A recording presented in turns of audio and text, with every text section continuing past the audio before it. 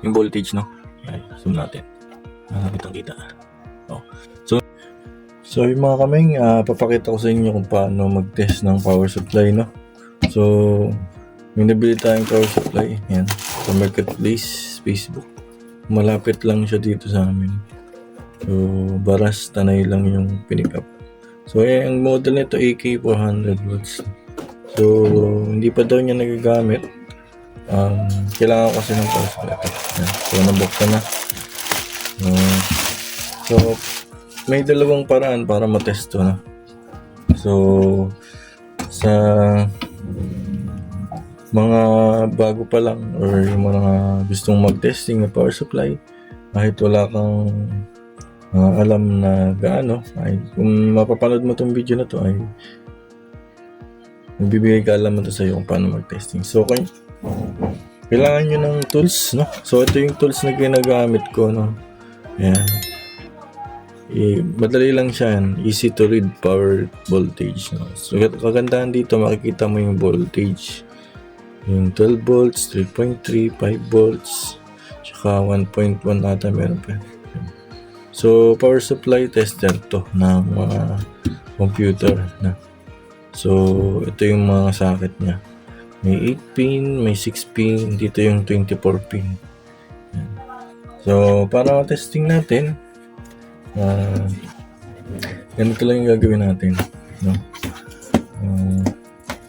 Kunin nyo lang tong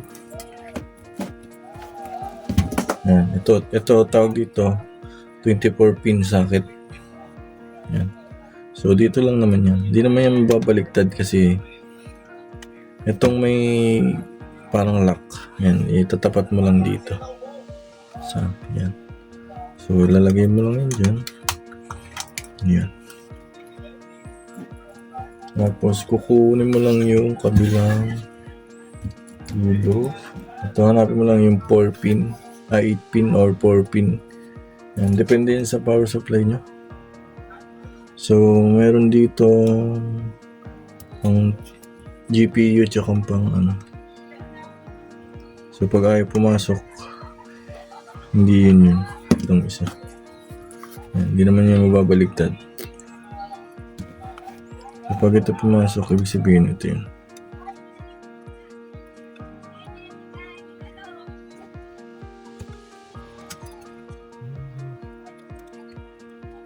Ayan, pumasok siya. Ibig sabihin ito yun. Ayan, 8 pin o 4 pin pwede dito. Pwede siyang ganito. Ayan, natatanggal kasi ito eh. Ayan, pwede siyang ganito lang.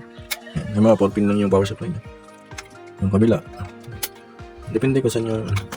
Pag naman pinaksak nyo, hindi naman yan magaan. Mas babaliktad kasi hindi siya papasok kapag hindi tama yung yan, ganito lang. Yan, matatesting nga natin siya, no? Yan, mas ipalagin lang natin to. So saksak natin sa likod. Yan, tapos ipa-plug natin to dito. Plug na. So pwede nyo itong alisin yung ground. Okay lang yung kahit wala naman yun. Wala, hindi na kayo mahirapan. So isasaksak ko na siya. Ayan, para makita nyo. Pag sumabog, ayan, no? So makikita nyo na dito yung voltage, no? Ayan, zoom natin. Kitang-kita. Oh. So may 12 volts siya. Ibig sabihin ako yung 12 volts. Negative 12 volts, may positive 12 volts, no? Ayan, nakalagay naman eh. Negative, tapos positive.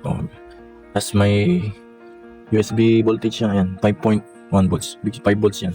So, ito yung ano niya, MS, no? Power grid yata ang ibig sabihin nito. 350 ms, no? Parang efficient. So, 5 volts din na 5.1, 12 volts, 12.2, tapos 3.3 volts, no?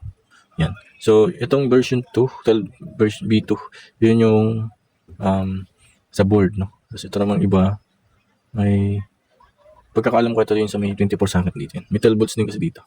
Merong 3.3, may 5 volts. Yan. Ito yung nasa baba. Yan. Yung nasa taas, ito yun. Yan. Yan.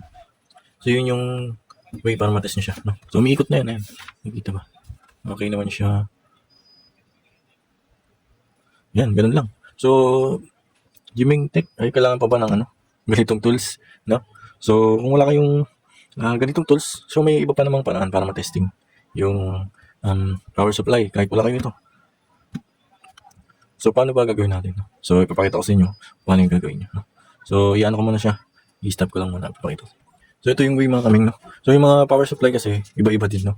So ito may example tayo ng power supply. So ito ay may mga color coding. No? So ito yung ganito kasi wala. Black lang siya. Yan. So, dito kasi kapag wala kang tester or yung tester power supply na ganito, pwede mo pa rin siya matest. So hindi mo nga lang siya makikita yung voltage, kung kompleto yung voltage, no? Yun lang yung pinagkaiba nila.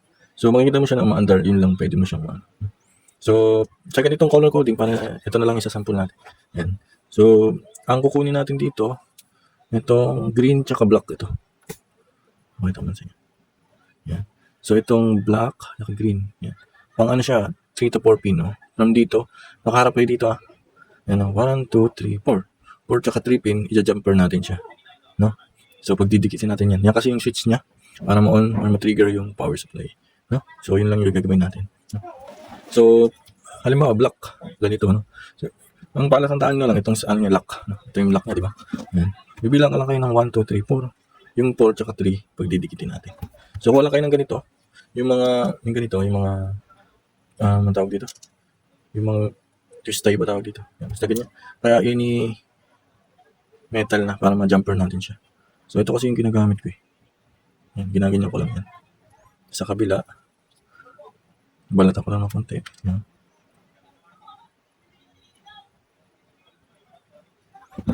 So ito jumper natin yan, 1, 2, bilang lang kayo 1, 2, 3, 4. Ito yung 3 tsaka 4, no? So jumper na yan, diba? So ipapakita ko sa inyo, mag-on yan. Saksak ko, ito. Yan. So, ayan. Mandal siya, di ba? Kita niyo ba? Ayan, mandal. Makikita nyo na may power siya. Ang pinakaiba lang nila, hindi mo makikita yung mga voltage. Hindi kagaya nitong power supply. Minsan kasi walang 3.3, walang 5 volts.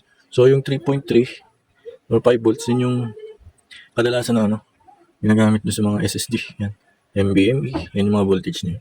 Yan yung mga nagpapatakbo doon sa mga equipment ng computer para gumana sila. So kung walang ibang voltage, ay magkakaproblema yun.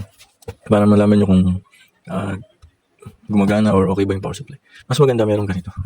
So kung gusto nyo bumili, nandyan sa dito, click nyo na lang dyan, lalagay ko dyan sa kaliwa. I-click mo na lang para makabili ka.